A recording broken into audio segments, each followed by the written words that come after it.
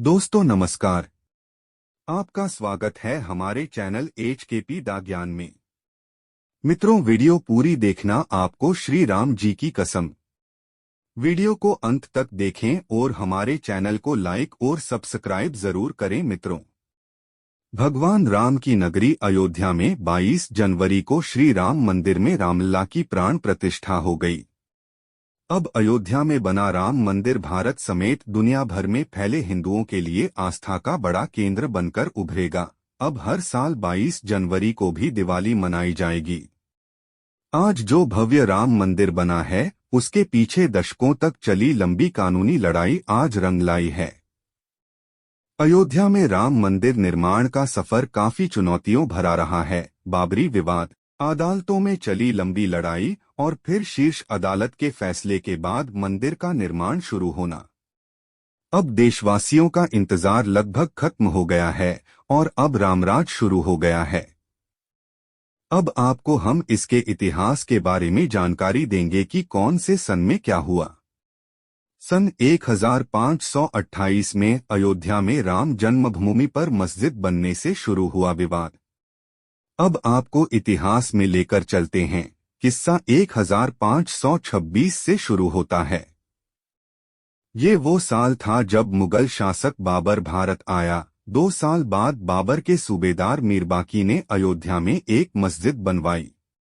यह मस्जिद उसी जगह बनी जहां भगवान राम का जन्म हुआ था। बाबर के सम्मान में मीर बाकी ने इस मस्जिद का नाम बाबरी मस्जिद दिया।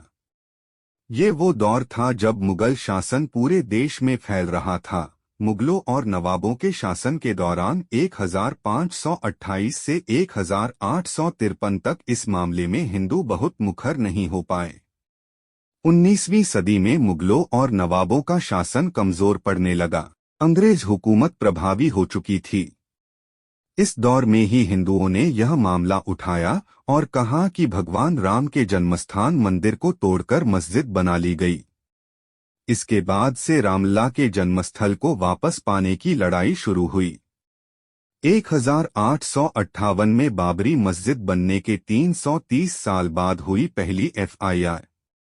मीरबाकी के मस्जिद बनाने के 330 साल बाद 1858 में लड़ाई कानूनी हो गई। जब पहली बार परिसर में हवन पूजन करने पर एक FIR हुई। अयोध्या में 1 दिसंबर 1858 को अवध के थानेदार शीतल दुबे ने अपनी रिपोर्ट में बताया कि परिसर में चबूतरा बना है। ये पहला कानूनी दस्तावेज है जिसमें परिसर के अंदर राम के प्रतीक होने के प्रमाण हैं। इसके बाद तारों की एक बाड़ खड़ी कर विवादित भूमि के आंतरिक और बाहरी परिसर में मुस्लिमों और हिंदुओं को अलग अलग पूजा और नमाज की इजाजत दी गई। 1885 में जब अदालत पहुंची राम के लिए पक्के घर की बात। 1858 में हुई घटना के 27 साल बाद 1885 में राम जन्मभूमि के लिए लड़ाई अदालत पहुंची। जब निर्मोही अखाड़े के महंत रघुबर दास ने फैजाबाद के न्यायालय में स्वामित्व को लेकर दीवानी मुकदमा दायर किया। दास ने बाबरी ढांचे के बाहरी आंगन में स्थित राम चबूतरे पर बने अस्थायी मंदिर को पक्का बनाने और छत डालने की मांग की। जज ने फैसला सुनाया कि वहां हिंदुओं को पूजा अर्चना का अधिकार है, लेकिन वे जिलाधिकारी के फैसले के खिलाफ मंदिर को पक्का बनाने और छत डालने की अनुमति नहीं दे सकते। 1949 में मूर्तियों का प्रकटीकरण। एक ओर जहां देश भर में अंग्रेजों के खिलाफ आंदोलन चलाकर आजादी लेने की मुहिम जारी रही, वहीं दूसरी ओर राम जन्मभूमि की लड़ाई भी जारी रही। देश के आजाद होने के 2 साल बाद 22 दिसंबर 1949 को ढांचे के भीतर गुंबद के नीचे मूर्तियों का प्रकट होना इसका सबूत था। 1950 में आजादी के बाद पहला मुकदमा। आजादी के बाद पहला मुकदमा हिंदू महासभा के सदस्य गोपाल सिंह विशारद ने 16 जनवरी 1950 को सिविल जज फैजाबाद की अदालत में दायर किया। विशारद ने ढांचे के मुख्य गुंबद के नीचे स्थित भगवान की प्रतिमाओं की पूजा अर्चना की मांग की। करीब 11 महीने बाद 5 दिसंबर 1950 को ऐसी ही मांग करते हुए महंत रामचंद्र परमहंस ने सिविल जज के यहां मुकदमा दाखिल किया। मुकदमे में दूसरे पक्ष को संबंधित स्थल पर पूजा अर्चना में बाधा डालने से रोकने की मांग रखी गई। 3 मार्च 1951 को गोपाल सिंह विशारद मामले में न्यायालय ने मुस्लिम पक्ष को पूजा अर्चना में बाधा न डालने की हिदायत दी। ऐसा ही आदेश परमहंस की तरफ से दायर मुकदमे में भी दिया गया। 1959 में निर्मोही अखाड़े ने मांगी पूजा अर्चना की अनुमति। 17 दिसंबर 1959 को रामानंद संप्रदाय की तरफ से निर्मोही अखाड़े के 6 व्यक्तियों ने मुकदमा दायर कर इस स्थान पर अपना दावा ठोका। साथ ही मांग रखी कि रिसीवर प्रियदत्त राम को हटाकर उन्हें पूजा अर्चना की अनुमति दी जाए, यह उनका अधिकार है। मुकदमों की कड़ी में एक और मुकदमा 18 दिसंबर 1961 को दर्ज किया गया। ये मुकदमा उत्तर प्रदेश के केंद्रीय सुन्नी वक्फ बोर्ड ने दायर किए जगह मुसलमानों की है। ढांचे को हिंदुओं से लेकर मुसलमानों को दे दिया जाए, ढांचे के अंदर से मूर्तियां हटा दी जाएं। ये मामले न्यायालय में चलते रहे। फैसलों की बात करें उससे पहले रामकाज के लिए हुए कुछ और आंदोलनों की तरफ चलते हैं। 1982 में हिंदू धर्मस्थलों की मुक्ति का अभियान। बात 1982 की है। ये वो साल था जब विश्व हिंदू परिषद ने राम, कृष्ण और शिव के स्थलों पर मस्जिदों के निर्माण को साजिश करार दिया और इनकी मुक्ति के लिए अभियान चलाने का ऐलान किया। 2 साल बाद 8 अप्रैल 1984 को दिल्ली में संत महात्माओं, हिंदू नेताओं ने अयोध्या के श्री राम जन्मभूमि स्थल की मुक्ति और ताला खुलवाने को आंदोलन का फैसला किया। 1986 परिसर का ताला खुला।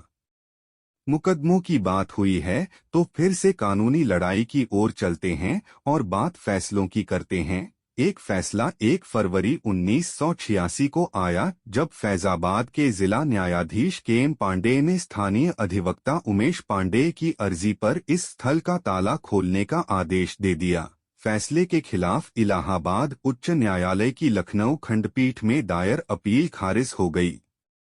1989 राम जन्मभूमि पर मंदिर का शिलान्यास। जनवरी 1989 में प्रयाग में कुंभ मेले के दौरान मंदिर निर्माण के लिए गांव-गांव शिला पूजन कराने का फैसला हुआ।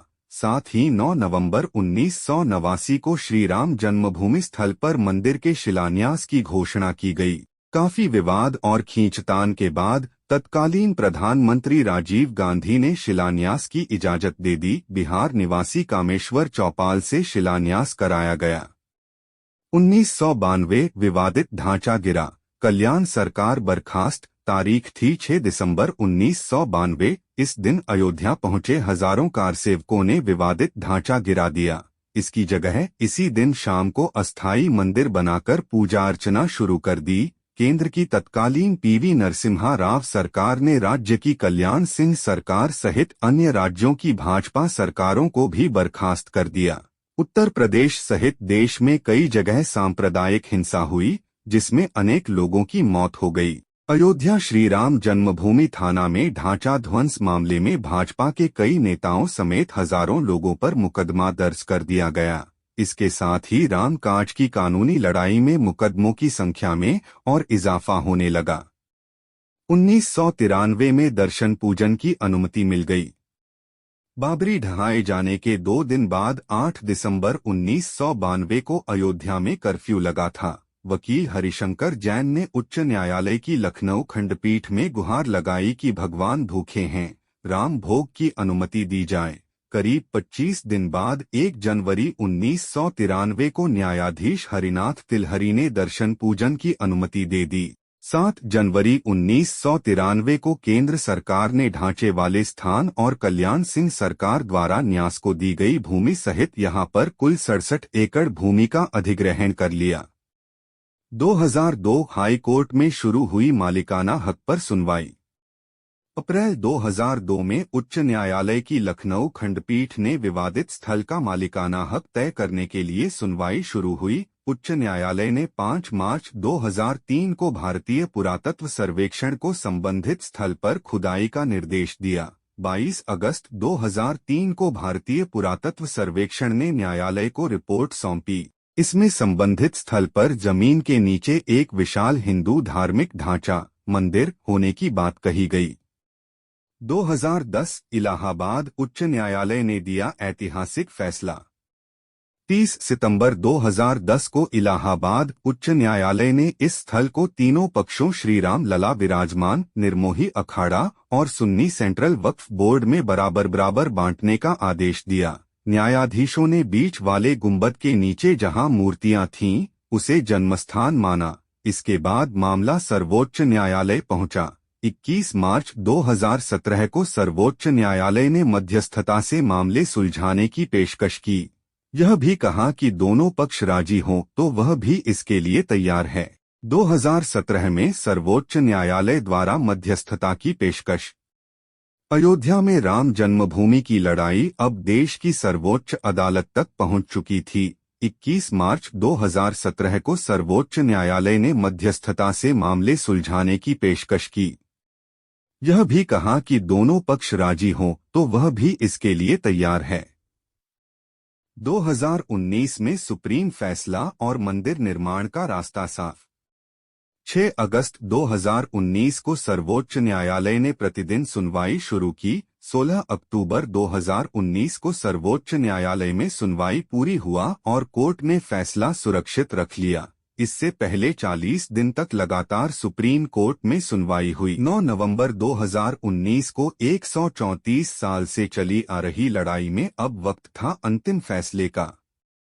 9 नवंबर 2019 को सर्वोच्च न्यायालय ने संबंधित स्थल को श्री राम जन्मभूमि माना और 2.77 एकड़ भूमि रामलला के स्वामित्व की मानी।